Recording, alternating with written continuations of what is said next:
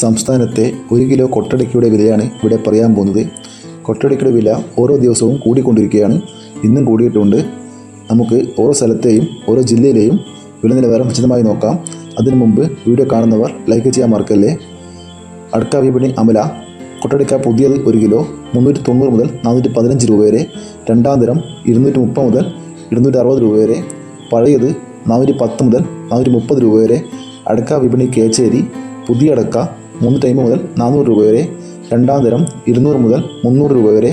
പഴയത് 350 മുതൽ 400 രൂപ വരെ. പഴഞ്ഞി വിപണി. പുതിയ അടക്ക 385 മുതൽ 465 രൂപ വരെ.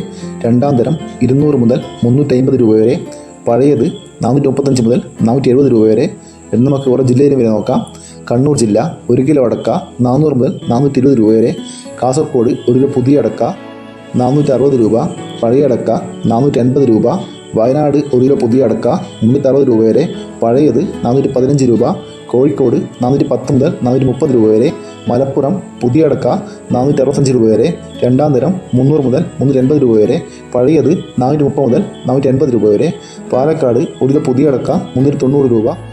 പഴയ അടക്ക 430 രൂപ. എറണാകുളം 1 കിലോ പുതിയ അടക്ക 350 രൂപ. പഴയ അടക്ക 380 രൂപ. ഇടുക്കി 1 കിലോ അടക്ക 410 മുതൽ 420 രൂപ വരെ. പത്തനംതിട്ട 1 കിലോ പുതിയ അടക്ക 380 രൂപ. പഴയ അടക്ക 380 രൂപ. കോട്ടയം പുതിയ അടക്ക 360 രൂപ. പഴയ അടക്ക 390 രൂപ. ആലപ്പുഴ 390 മുതൽ 410 രൂപ വരെ. കൊല്ലം 350 മുതൽ 420 രൂപ വരെ. തിരുവനന്തപുരം 350 മുതൽ 400 രൂപ വരെ. ഇരട്ടി 1 കിലോ പുതിയ അടക്ക 320 രൂപ. പഴയ അടക്ക 370 രൂപ.